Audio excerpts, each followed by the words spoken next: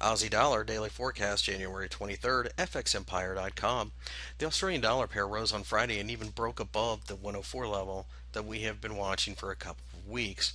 The reason the 104 level has been so interesting to us is that it basically is the top of a large ascending triangle that, quite frankly, we were surprised to see trigger.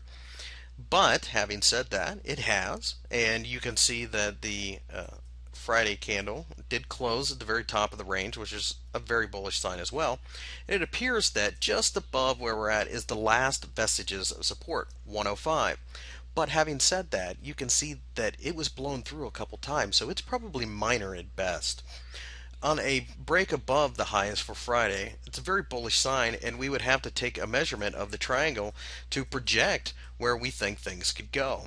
The measurement from the top to the bottom is 800 pips, and as such, you add 800 to the breakout point, which for simplicity's sake we will call 104 at this point in time. So that does project a target price of 112.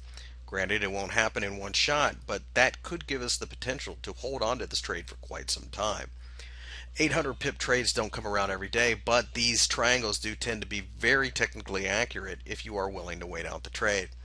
Keeping that in mind, we can see that 107, the recent highs, will probably give this market a little bit of a pullback, but knowing that ahead of time, it's a little easier to deal with psychologically. With the Chinese increasing liquidity in their markets, seems to be a foregone conclusion as the economy is starting to slow down in China. That should encourage buying of Australian minerals and materials as the Chinese continue to pump their economy up.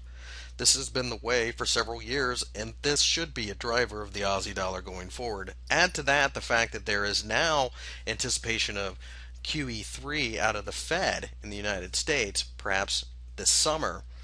Traders will want to get ahead of that. They want to go for the higher yield as the dollar would weaken at that point in time, and of course the Aussie dollar would continue higher.